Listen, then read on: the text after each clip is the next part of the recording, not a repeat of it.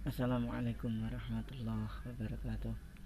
Inna hamdanillah wassalatu wassalamu ala rasulillah Muhammad wa ala alihi wasallam ajma'in, amma ba'du. Kami kelompok 6 mau mempresentasikan tentang materi tentang kemajuan peradaban pada masa dinasti Abbasiyah. Namun sebelumnya perkenankanlah kami untuk memperkenalkan diri kita. Saya dengan nama Abdul Mughis. Perkenalkan teman saya. Perkenalkan, nama saya Fatin. Perkenalkan, nama saya Umi Kauna Atwanimah.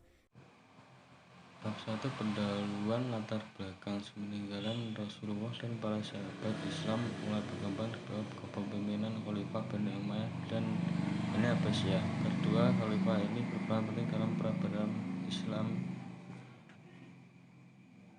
sampai saat ini. Bani Abbasiyah adalah sekelompok orang yang memiliki keturunan dengan Nabi Muhammad melalui jalur paman Nabi yang bernama Al-Abbas bin Abdul Muthalib bin Hashim. Kelompok ini kemudian membentuk khalifah dan menggantikan dinasti Umayyah pasca keruntuhan pada tahun 750 Masehi. Dalam sejarah Islam, dinasti ini tercatat banyak melahirkan ilmuwan-ilmuwan cerdas yang dikenal dunia.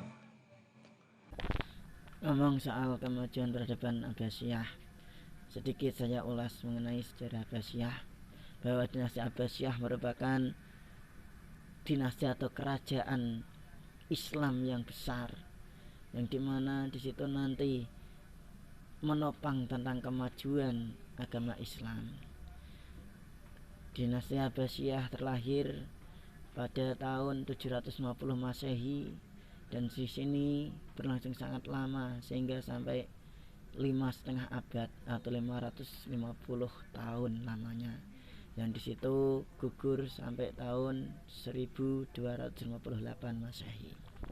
Nah, dalam jangka waktu yang sangat lama, dinasti Abbasiyah yang di situ memimpin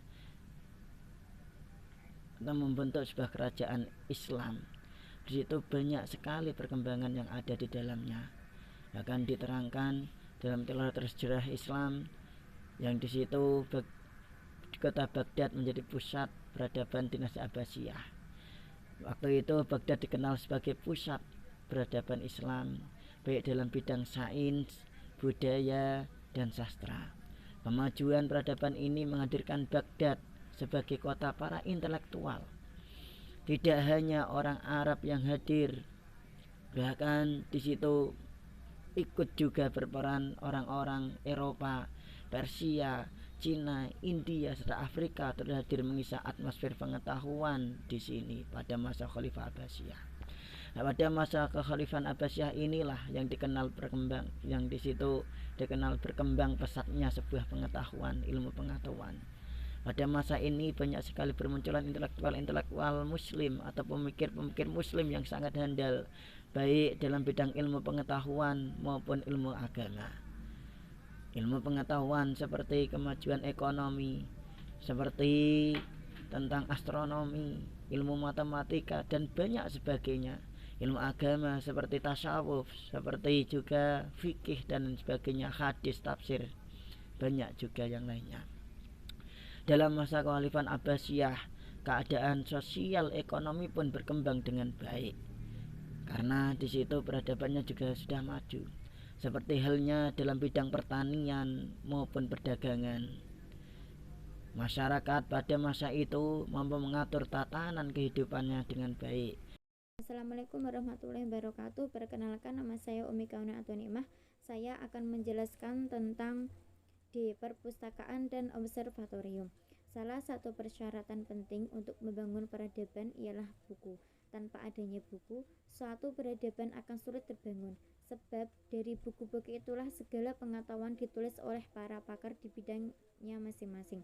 Pejabat dan masyarakat bisa mengaksesnya untuk kepentingan yang bermacam-macam melalui dari hukum, sosial, teknologi, dan lain sebagainya, sehingga tatanan masyarakat yang maju dan beradab bisa terwujud. Dalam hal ini, dinasti Abbasiyah bisa dijadikan contoh para masa kejayaannya. Islam menjadi mercusuar pengetahuan yang memberikan manfaat besar tidak hanya untuk umat Islam saja, tetapi juga untuk masyarakat agama lain yang bersinggungan dengan Islam. Melalui kebijakan pemerintah dinasti Abbasiyah, para ilmuwan diberi sokongan dana yang besar untuk kepentingan penelitian, penerjemahan, dan kegiatan ilmiah lain. Hasil dari kegiatan tersebut kemudian dibukukan agar bisa dimanfaatkan oleh masyarakat. Para bangsawan dinasti Abbasiyah juga membangun perpustakaan dengan dibantu oleh pengusaha kaya agar bisa digunakan sebagai lembaga-lembaga kajian yang terbuka untuk umum. Menyimpan sejumlah koleksi buku logika, filsafat, astronomi, dan bidang ilmu lainnya. Para pelajar dan para ahli bisa mengakses buku-buku yang mereka inginkan dengan mudah. Bukan hanya pejabat dan pengusaha kaya saja yang mau membangun perpustakaan, masyarakat pun merasa keberadaan perpustakaan sangat penting, sehingga pada pertengahan abad ke-10, kota Mosul memiliki perpustakaan yang dibangun oleh penduduk setempat. Di dalam perpustakaan itu, para pelajar yang mengunjunginya bisa mendapatkan kertas dan alat tulis lain secara gratis.